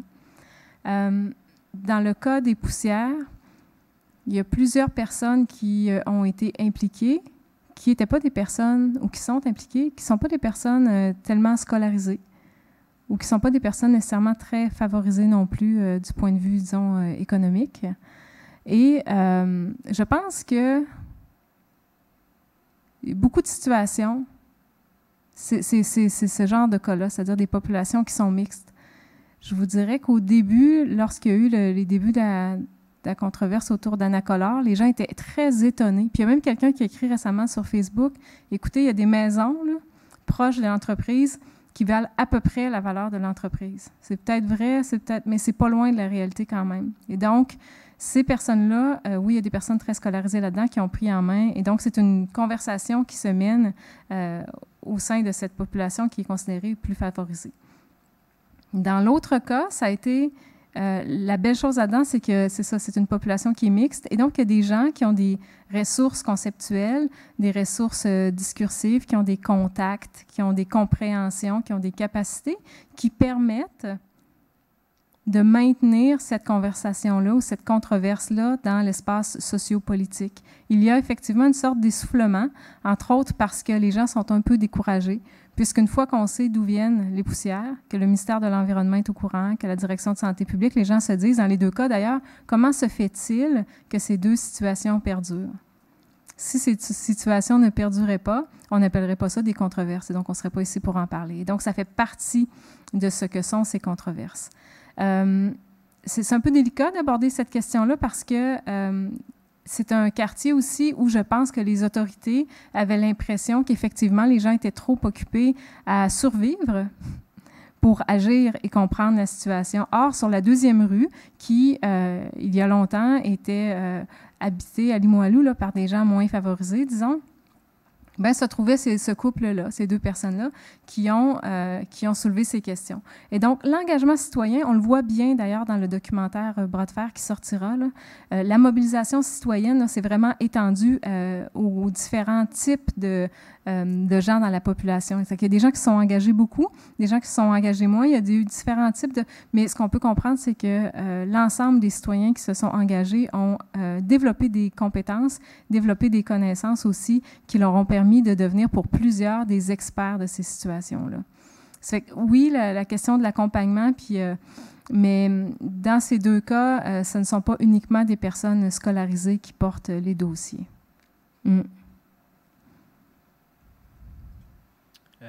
Les deux dernières... Bonjour, merci pour la présentation d'avant. Les deux dernières interventions, ils ont volé des morceaux de ma question, en fait.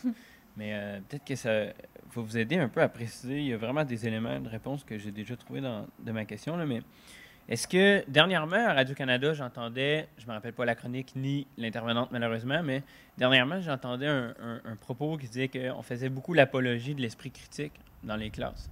Puis, mais moi, je me demande aussi si vous vous posez la même question, s'il y a un trade-off, une espèce de compromis avec l'engagement, vraiment à tout prix, ou l'engagement informé, vraiment prendre une prise de position qui va être retardée à avoir beaucoup d'informations scientifiques avant de prendre une position. Puis la chroniqueuse disait que l'apologie de l'esprit critique faisait une espèce de précipitation de l'engagement, puis que ça dégradait la qualité du propos des gens. Mais moi, je me demande, est-ce que vous trouvez qu'il y a vraiment un vrai trade-off là, ou c'est vraiment une illusion? Parce que le cas des poussières le démontre vraiment bien. Là. Il y a possibilité de s'engager, mais comme les deux derniers intervenants ont dit, beaucoup des gens qui se sont engagés avaient des connaissances scientifiques préalables ou ont fait beaucoup d'efforts pour le faire. Est-ce que ma question est précise? Ou? Absolument. OK, excellent. Merci. C'est une question... c'est une question qui porte sur les modèles qu'on utilise pour se faire une idée sur les citoyens et se faire une idée aussi sur l'engagement. C'est vraiment une belle question. Des travaux comme ceux de Rowe et Frewer ou comme ceux de Michel Callon en sociologie des sciences ont porté sur l'établissement de différents modèles. J'aurais pu d'ailleurs en présenter, mais je n'ai pas cru bon le faire. Mais disons qu'il y a au moins 3 modèles possibles qui permettent de comprendre ou de tracer un portrait des citoyens. Le premier, c'est le modèle du déficit, j'en ai parlé tantôt. Selon ce modèle-là, les citoyens on appelle ça aussi le modèle de l'instruction ou de l'éducation. Les citoyens sont à éduquer, sont à informer, et le rôle des scientifiques, par exemple, c'est bel et bien d'informer les personnes, ou les décideurs aussi qui vont mobiliser des savoirs scientifiques pour informer les citoyens, pour les aider à agir, voire à s'engager. Okay? La production de savoir est associée dans ce cas-ci aux scientifiques d'emblée. Le deuxième modèle qui est intéressant, parce qu'il rend compte aussi d'un certain nombre d'interactions, c'est le modèle du débat. Le modèle du débat, c'est un modèle au sein duquel les citoyens ont des capacités d'élocution, des capacités de mettre en mots, des capacités discursives, et donc sont en mesure d'interagir dans des débats, des conversations bidirectionnelles avec des promoteurs ou avec des scientifiques, par exemple. Encore une fois, dans ce modèle-là, la production de savoir est associée aux scientifiques. Les citoyens, bien qu'ils soient en mesure de discuter, n'ont pas la légitimité, ni le rôle, ni la capacité, entendu la capacité, de produire des savoirs scientifiques ou des savoirs légitimes. Moi, j'appelle ça des savoirs légitimes parce que faire des photos et des vidéos, comme on fait des centaines et des centaines de fois les gens soucieux de la situation relative à Anna Collard, là, ben, ce ne sont pas nécessairement des savoirs scientifiques, mais ce sont des savoirs très légitimes. Savoir à quelle heure ça sent, où ça sent, les activités industrielles, la fumée qui sort, c'est de la documentation pertinente.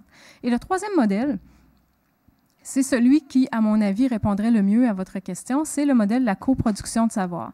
Le modèle de la coproduction de savoir ou de la production de savoir, moi j'aime bien enlever le co, là, parce que le co, je trouve qu'il mène un peu à une certaine confusion, parce que coproduction, ça veut dire coproduire des savoirs avec les scientifiques. Les citoyens coproduisent des savoirs, les scientifiques en coproduisent aussi, et ensemble, on a des savoirs qui permettent de mieux comprendre une situation, de mieux documenter une situation. Or, on a souvent l'impression que la coproduction se fait en harmonie. Dans les deux cas ici, mais surtout dans le premier cas, c'est ce qui signe vraiment cette controverse, c'est la coproduction de savoir ou la production de savoir. Les citoyens ont produit des savoirs, là, mais à l'encontre, je vous dirais, de la volonté des autorités. Ils n'étaient pas invités à produire des savoirs et à documenter la situation. Or, ce modèle-là me semble fort intéressant qu'on garde ou qu'on enlève le co, là, la production de savoir. Et à mon avis, dire que les gens doivent s'engager une fois qu'ils sont informés, ou knowledgeable en anglais, c'est avoir en sous-texte cette prémisse, c'est de poser en sous-texte la prémisse qu'ils doivent être informés par des scientifiques ou par des personnes en autorité et qu'après ça, ils sont en mesure d'agir à la lumière de ces informations. Et donc, la façon dont elle peut être comprise, c'est ça, ou on la transpose, on la transporte dans le modèle de la coproduction et on se dit, les citoyens sont préoccupés, ou des citoyens, des citoyennes, parce que ce n'est pas tous les citoyens. Ça, c'est l'autre affaire avec la participation citoyenne et les capacités citoyennes. De mon point de vue, puis du point de vue d'autres personnes aussi, il n'y a personne qui dit « tout le monde est en mesure de se prononcer sur toutes les questions ici et maintenant ». Ce n'est pas ça l'énoncé. C'est si vous êtes concerné ou intéressé par une question, vous êtes en mesure de comprendre cette question-là et de participer à sa documentation. C'est ce qu'on dit. Si vous êtes intéressé, si vous vous engagez là-dedans.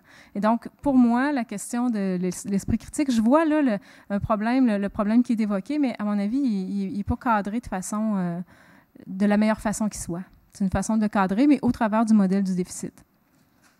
Parce que les citoyens, quand leurs enfants toussent ou qu'ils ont la langue engourdie, ils se disent « OK, il y a un problème. » Et quel problème exactement? Comment? Et c'est là que débute cet engagement ou cette documentation. Et pour ça, tu n'as pas besoin de savoir grand-chose en amont. Déjà, si tu pars de ton expérience. Puis, il y a un livre qui s'appelle « Sur la piste environnementale » qui revient sur un cadre théorique qui est utile pour comprendre le développement des controverses. Et c'est fort intéressant. On voit que les controverses débutent, par exemple, quand les gens ont des problèmes physiologiques puis ils se disent « mais écoutons, il doit y avoir un problème, il y a quelque chose qui fait que trop de personnes ont le cancer dans le coin. » tu sais. Ou encore débute par le biais d'un événement, disons, surnaturel ou inattendu, comme la poussière rouge ou les odeurs.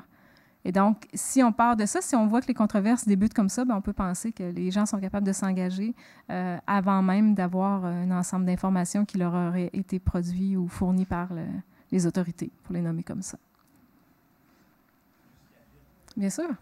Merci beaucoup d'abord parce que vous cadrez bien un peu ce que je pensais. Là. Ça semble peu modeste, en fait, pour les médias de s'engager dans le premier modèle. Là, pardon, c'est comment vous l'avez fait? Le modèle du déficit. Oui, exact. Le modèle du déficit qui est omniprésent, en fait, là, dans la discussion publique. Là. Oui. Et on devrait beaucoup plus se diriger vers le dernier modèle de co/pas-co, production de savoir. Oui, oui. Puis non seulement, c'est un modèle qui est double, là, le modèle du déficit, c'est qu'il est contre-productif, puis qu'il est asymétrique, tellement asymétrique là, que c'est un peu honteux de dire les citoyens, parce que tu es citoyen. Puis c'est ce qu'on observe aussi dans la controverse avec la poussière. Là. Louis Duchesne, c'est un scientifique au quotidien. Or, dans le discours public, il y a des autorités qui l'ont traité d'apprenti sorcier. Et donc, il y a quelque chose, là, il y a un décalage là, qui se fait comme de façon naturelle, mais qui est pas opportun, là, qui n'est pas pertinent.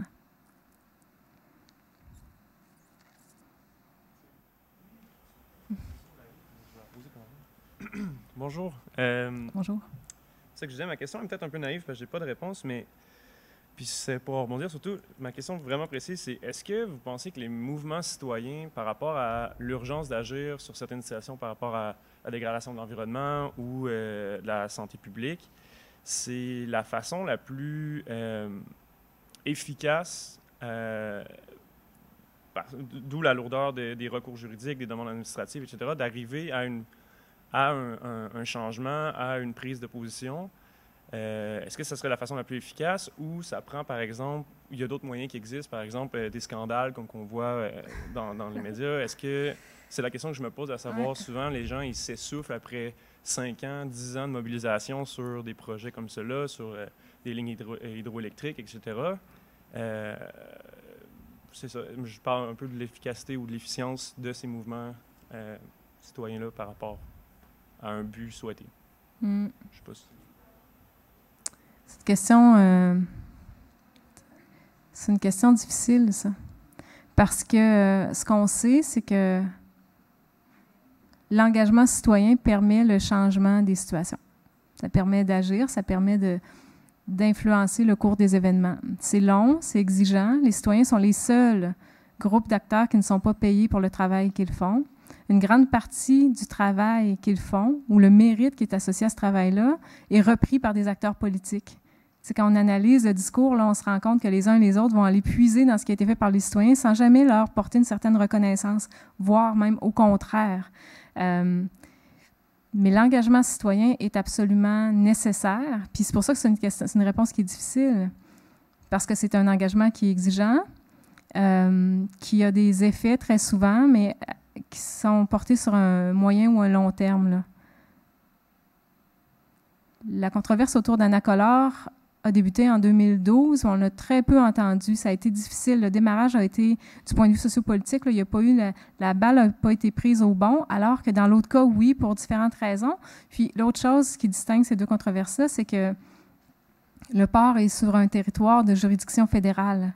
On peut pas le même pouvoir que... et donc, il y a vraiment des éléments, des situations qui font que ça joue aussi sur la dynamique ou les modalités de l'engagement citoyen et les contributions citoyennes. À mon avis, oui, c'est absolument nécessaire. Puis il y a des travaux qui ont été faits, il y a déjà un bon bout de temps de ça, puis je réfère souvent à Michel Calon, qui a été pour moi un auteur phare là, dans ces réflexions-là, dans « Agir dans un monde incertain » en 2001. Michel Calon disait quelque chose comme, c'est pas mal précis, je pense que c'est pas mal proche de la citation, là. Les institutions dont nous disposons peinent à prendre en charge les débordements socio-techniques. Je pense qu'il disait socio-techniques. Peinent à prendre en charge. Et c'est exactement, ça, ce sont des débordements. Là. Les émanations puis la poussière qui part du port puis qui se dépose sur les quartiers centraux, ce sont des débordements. Les institutions, effectivement, dont nous disposons, le ministère de l'Environnement, Direction de santé publique, la Ville aurait pu remettre des amendes quotidiennement pour nuisance, ou 2 000 $, je pense, par jour. Tac, tac, tac, ne l'a pas fait. Et donc, les institutions dont nous disposons peinent à prendre en charge. Puis, Michel Calon propose que ces situations-là soient reconduites dans des espaces qu'il appelle délibératifs, dialogiques, hybrides, et c'est ce qu'on observe aussi. Est-ce que c'est la façon la plus efficace en ce moment? C'est une des façons très efficaces de le faire, parce que sinon, les situations n'auraient pas changé. Et je ne vous ai pas montré, mais j'ai une acétate aussi, une diapositive. Genre une acétate quelque part, certain. Une diapositive qui montre bien que la situation des poussières, la controverse a débuté en 2012, mais en 2015, les citoyens engagés apprenaient qu'en 1980, 81, 83, des documents avaient été produits qui faisaient état des impacts environnementaux des activités de transbordement portuaire. Et donc, la controverse, 3 ans ou presque 2 ans et demi plus tard, on a appris qu'il y avait des documents. Et donc, ça sert à ça aussi, l'engagement citoyen. Ça sert à mettre en lumière une certaine mémoire collective. Est-ce que c'est la façon la plus efficace? Pour le moment, je ne sais pas. C'est une façon certainement efficace. Et une chose qu'on n'aborde pas aujourd'hui, mais qu'on pourrait aborder, c'est toute la question, effectivement, des tribunaux qui aident, dans le fond, les citoyens à être entendus par le biais des recours collectifs, mais qui aussi ont un effet, je ne sais pas si c'est un effet qui est incontournable, là, mais un effet de ralentissement. C'est-à-dire que pendant que ça se déroule en cours, ben, les fumées continuent de sortir quotidiennement, ou la poussière continue d'être déposée quotidiennement, ou régulièrement du moins.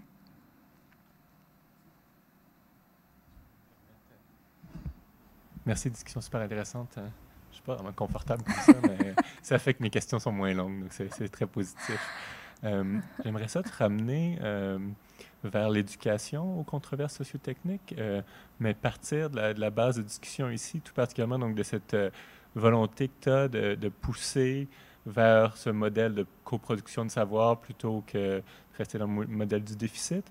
Et je me demandais donc dans cette tentative-là d'aller vers un modèle de coproduction de savoir, qu'est-ce qu'on fait et est-ce qu'on doit, qu'est-ce qu'on fait des cas de, disons, mobilisation citoyenne, tout particulièrement, on pourrait penser à des cas passés, parce qu'aujourd'hui, c'est dur de juger, mais des cas qu'on juge aujourd'hui que ça a été des chasses aux sorcières, quoi. Donc, des citoyens étaient très mobilisés autour d'une cause qui revendiquait, disons, donc c'est le profit qui va contre la santé des citoyens, cette thématique-là générale, et qu'aujourd'hui, on a l'impression qu'ils ont pris un cheval de bataille qui est, pas un cheval de bataille, mais en tout cas, qui avait une cause indéfendable au niveau scientifique.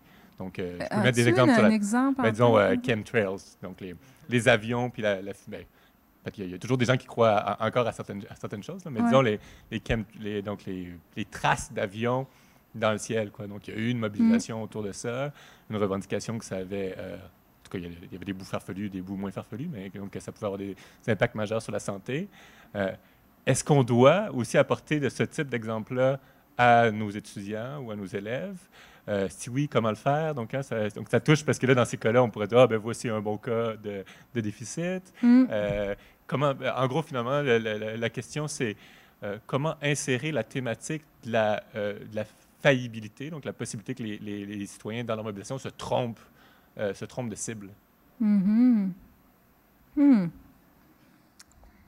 moi, je trouve que c'est une possibilité, en fait. Tu sais, l'éventail des exemples qu'on donne, normalement, quand on donne des exemples, c'est avec des visées précises en tête. C'est que si on veut exemplifier un cas de déficit citoyen, peut-être que ça vaut la peine de choisir une controverse comme celle que tu viens d'évoquer. Juste d'emblée, l'enseignement des controverses, parce que des fois, je suis avec mes étudiants et ils me disent « Oh, mais on ne peut pas tout le temps enseigner les controverses. » C'est un peu comme ce que je vous disais tout à l'heure. Non. L'idée, ce n'est pas de dire « tout doit être enseigné sous l'angle des controverses. L'enseignement des sciences doit se faire par le biais des controverses. » C'est pas ça qu'on dit. Ce qu'on dit, c'est qu'il y a des lieux, il y a des moments, puis d'ailleurs, ça traverse les programmes d'enseignement, c'est-à-dire on doit familiariser les jeunes, les moins jeunes et les plus vieux avec des cas d'enjeux environnementaux et sociaux. Ça fait partie des programmes. Et donc, à partir de ce moment-là, on fait des choix. On fait des choix de controverses, on fait des choix d'activités, on fait des choix, puis c'est souvent à la lumière de notre posture épistémologique, d'ailleurs. Et donc, il y a un certain nombre de choses à prendre en considération. Et moi, je pense que des exemples comme ça, des éventails d'exemples, c'est important. On doit toujours se soucier aussi de ce qui est compris par nos étudiants, nos étudiantes dans les classes. Une des façons de faire, c'est entre autres par le biais de la conversation. C'est sûr qu'un enseignement magistral de, disons, 5 grandes controverses, on dit voici un exemple de déficit, mais on ne prend jamais le pouls de ce qui est compris ou ce qui est interprété par nos étudiants, bien, il se pourrait très bien qu'on se trouve à renforcer le modèle du déficit. Et c'est ce qu'on observe. Puis ça fait plusieurs fois qu'on me pose cette question-là parce qu'on se dit, bien là, si on choisit des cas où l'engagement citoyen fonctionne, où fonctionne assez bien? Est-ce qu'on ne fait pas l'économie de cas où, effectivement, il y a eu des erreurs dans le processus, où il y a eu des préoccupations qui étaient vaines, au fond, qui ne valaient pas la peine d'être traitées sociopolitiquement? Et donc, ça relève quand même d'une préoccupation d'enseignant ou d'enseignante, et c'est toujours lié à des visées qu'on pourrait avoir. Ici, là, pour moi, le fait de porter notre regard sur des controverses en développement, ça comporte l'avantage de la pertinence en termes d'actualité. Ça comporte cet avantage-là. Une des limites ou une des difficultés, puis c'est ce que les enseignants relèvent aussi, c'est que les situations sont toujours en transformation. C'est que la situation, elle est politiquement vive. Les enseignants ne savent pas trop comment se positionner vis-à-vis de ça, sachant qu'il y a des gens qui, dans leur classe qui sont susceptibles de devenir des lieux qui sont dits exposés aux contaminants. Et l'autre chose, c'est que moi, je vois ces deux exemples-là comme des exemples de succès en termes d'engagement citoyen. Moi, je les vois comme ça à la lumière de mes outils théoriques, là. Je vois très bien que ça fonctionne. Moi, je ne suis pas étonnée qu'après 5 ans, ce soit encore en cours, parce qu'en cours en continu avec un S, là, cours avec un S, et en cours pas de S. Parce qu'on sait que du point de vue de la documentation, ce sont des cas souvent qui vont s'échelonner sur 10 ans, 15 ans. Mais du point de vue citoyen ou du point de vue des étudiants, là, la conclusion, ça peut être « ouais, mais ça ne marche pas ». Ça ne marche pas l'engagement citoyen parce qu'il y a encore des dépôts de poussière, puis il y a encore des émanations à l'heure où on se parle, en dépit de toutes les actions qui ont été menées par les citoyens et les citoyennes. Et là je le vois, l'aspect plus délicat, moi, je le vois là, plutôt que de dire... Parce qu'effectivement, il y a des cas qui étaient plus ou moins bien appuyés du point de vue citoyen. L'autre chose que je répondrais à ça, c'est que on fait partie d'une société où on a mis en forme des institutions et des organisations qui ont le mandat de nous informer comme citoyens et de nous protéger. Direction de santé publique, ministère de l'Environnement, entre autres. Et c'est leur mandat, entre autres, de produire, le ministère de l'Environnement, de produire des savoirs scientifiques qui vont informer la direction de la santé publique à l'égard de ces situations-là. Le fardeau de la production de savoirs scientifiques ne revient pas nécessairement aux citoyens, là. Et c'est pour ça que la coproduction est intéressante. On ne dit pas, OK, tout le monde arrêtez de produire des savoirs du point de vue gouvernemental, puis remettez ça aux citoyens. C'est pas ça qui est dit. Ce qui est dit, c'est que les citoyens ont une expérience de la situation qui est pertinente, ont des connaissances, ont des capacités qui peuvent être mises en œuvre, et vous seriez surpris de savoir le nombre de personnes très peu élevées, disons, des autorités en place qui sont venues voir, par exemple, à Limoilou, quel était l'état de la situation, ou qui sont allés dans Cap-Rouge pour sentir les odeurs. Et donc, il y a un travail, puis ça aussi, c'est un autre aspect théorique, il y a un travail de ces institutions qui se fait à distance. Ça comporte un avantage, puis les gens qui vont être dans une épistémologie, disons, plus positiviste, où vont se dire, bien, OK, on a un certain recul, et c'est fort intéressant d'avoir un certain recul, mais c'est intéressant aussi de mobiliser les savoirs qui sont locaux. Ça fait que pour moi, c'est quelque chose qui se complète. Ce serait là, une réponse un peu partielle, dans le fond, à ta question, là. Oui. Au-delà de la controverse environnementale, moi, je vois qu'il y a des sujets et il y a des controverses qui, finalement, n'ont pas abouti à quelque chose d'intéressant. Moi, je pense justement à l'échangeur Turco, où les citoyens se sont battus, ont fait des propositions alternatives. Et finalement, le ministère des Transports a un petit peu balayé du revers de la main toutes ces propositions qui étaient très, très constructives. Il y avait des architectes qui ont fait des contre-propositions. Donc, ce n'était pas juste « moi, je verrai une petite allée verte quelque part ». C'était des propositions très... Mais n'y a-t-il pas moyen d'utiliser ces controverses-là aussi comme un instrument d'éducation politique ? Parce qu'actuellement, les institutions qui nous gouvernent... Bon, moi, je ne vais pas faire une analyse de... Je considère qu'elles ne nous représentent pas suffisamment et qu'elles ont vidé certaines de nos institutions de leur pouvoir qui était de protéger le citoyen. On pense au BAP ou on pense à d'autres choses. On a, au niveau fédéral, beaucoup de scientifiques ont été littéralement licenciés. Ça veut dire que là, on joue l'autruche, on ne sait rien. On ne sait rien. En fait, personne au niveau de notre... Donc, on est dans une analyse plus structurelle peut-être de la situation où les institutions gouvernementales n'arrivent plus même à nous protéger parce que finalement, la sphère économique a un pouvoir énorme sur l'ensemble des autres sphères, notamment le social et l'environnemental, par exemple. Donc, est-ce que ça peut faire partie de cette éducation-là où on dépasse notre mandat lorsqu'on est en train d'enseigner une controverse environnementale auprès de nos étudiants? Non, je ne pense pas que ça dépasse, là. Je pense que ça fait partie de la notion, disons, d'éducation puis même d'apprentissage au sens large. Je vous dirais que le livre que j'ai écrit a été lu par plusieurs élus ou des représentants politiques, des gens qui s'inscrivaient dans... J'ai reçu des courriels, j'ai eu des conversations téléphoniques aussi ou des rencontres à cet égard-là. Les gens me disaient comment on peut utiliser ce livre-là pour mieux comprendre justement des mobilisations citoyennes, des engagements citoyens. C'est qu'il y a un intérêt. Tu sais, la politique, c'est mené par des êtres humains, des hommes et des femmes qui ont des expériences, mais qui ont aussi des interrogations, disons, sur le rôle des citoyens. Ça s'apprend, la politique, c'est quelque chose qui se développe aussi, là. Puis pour moi, ce serait tout à fait, et c'est tout à fait pertinent d'utiliser ces cas-là, entre autres, d'un point de vue légèrement théorisé. Moi, je crois beaucoup dans les outils théoriques qui permettent de mettre en exergue un certain nombre de choses. Puis il y a une façon d'utiliser des outils théoriques et d'en parler de façon accessible, mais en conservant ces outils-là, puis en les mettant, un peu comme on le fait avec les modèles tout à l'heure.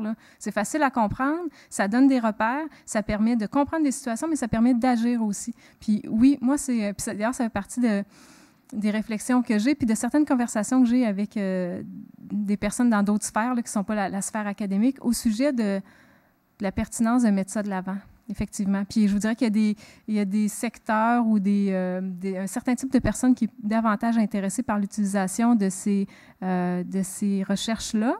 Entre autres, parce que vous le voyez, là, ça procède à un rebrassage des rôles, là. Hein? Quand je vous dis la coproduction, la production, il y a des personnes qui sont ouvertes à ça, puis il y en a d'autres qui... pour des raisons épistémologiques, on revient souvent à l'épistémologie, là, pour des raisons épistémologiques, ils vont se sentir heurtés. Non, les scientifiques sont ceux qui produisent les savoirs. Les scientifiques informent les élus ou les représentants politiques qui vont, à la suite de ça, prendre des décisions qui vont orienter l'action citoyenne. C'est un modèle légèrement obsolète, mais c'est un modèle qui est encore très présent dans la gestion politique de ces questions-là ou de la politique au sens large. D'ailleurs, on le voit quand on fait de l'analyse de discours, ça c'est l'autre chose. Là. Quand on fait un peu d'analyse de discours sur des énoncés qui sont produits entre autres dans les médias ou dans des entrevues, où c'est facile à faire, puis ça montre assez bien où logent les gens, tu sais, où logent les prises de décision.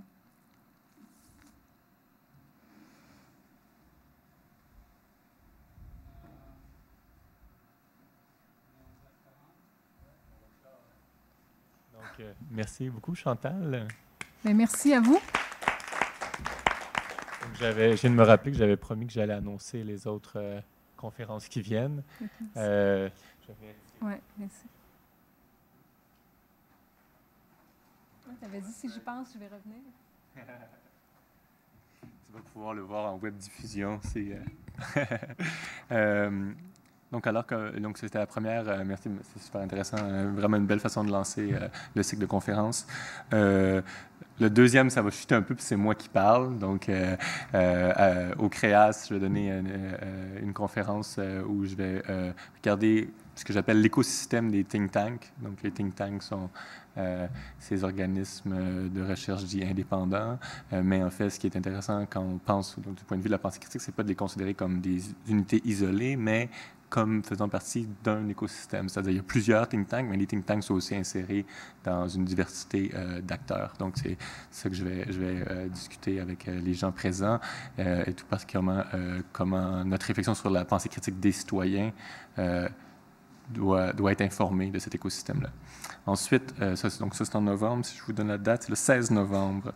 Ensuite, le 7 décembre, professeur Hasni et professeur Dumais, qui sont deux professeurs ici à l'Université de Sherbrooke, qui ont un projet de recherche en fait sur le développement de la pensée critique, tout particulièrement pour l'enseignement des controverses socio-scientifiques, tout particulièrement au secondaire, vont faire une présentation ensemble sur ce projet de recherche-là, tout particulièrement avec un cas en virologie, donc sur les vaccins. comme on sait, hein, les controverses sur les vaccins, c'est un cas très intéressant, en fait, justement de mobilisation citoyenne, puis de revendication que la mobilisation citoyenne est vaine et contre-mobilisation, ainsi de suite. Donc, très intéressant, je suis sûr. Donc, ça, c'est le 7 décembre. Ensuite, on passe on fête Noël, on fête le jour de l'an, et on revient, et ce qu'on a, c'est Les Débrouillards et Marc-Antoine Dillac, donc Les Débrouillards, la revue scientifique pour les jeunes. Donc, Marc-Antoine Dillac, qui est professeur de philosophie, a une collaboration en cours avec la revue Les Débrouillards, et ils vont faire un récit de cette collaboration-là, donc expliquer comment la philosophie peut s'intégrer, en fait, dans une revue, une institution pour l'éducation scientifique chez les jeunes. Ça, c'est en janvier, le 29 janvier. Ensuite, le 22 février, on va avoir Jacques Boisvert, qui est un enseignant de philosophie à la retraite au Cégep, qui, donc l'ordre était un peu bizarre, mais qui donc, est aussi un spécialiste de l'enseignement de la pensée critique au collégial, qui va venir nous parler de ses réflexions sur donc, la pensée critique, mais cette fois-ci tout particulièrement au collégial. On va être là, ça c'est février. Ensuite, en mars, on a Nathalie Fletcher, qui est membre fondatrice de Brilla, qui est donc une fondation qui se concentre sur la philosophie pour enfants à travers tout particulièrement des camps de jour, avec une approche très artistique, mais qui insère aussi dans cette approche artistique de la philo pour enfants la réflexion sur, encore, les controverses sociotechniques. Donc, Nathalie va être avec nous en mars.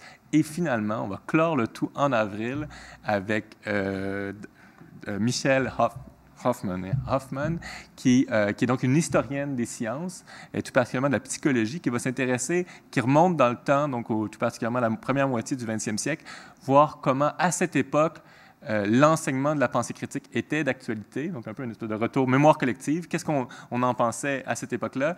Et c'était quoi les constats, tout particulièrement sur la difficulté de développer des compétences qui sont, ce qu'on pourrait dire, transversales aujourd'hui. Hein. Donc, on développe quelque chose en classe qui peut ensuite être utilisé par nos étudiants lorsqu'ils deviennent citoyens. Donc, on clôt le tout en revenant dans le passé pour se rendre compte que la mission d'éduquer, de faire une éducation citoyenne pour les controverses sociotechniques, on va en parler longtemps parce que c'est pas si facile. Donc, merci beaucoup pour cette première conférence, puis j'espère que vous allez être présents aux suivantes.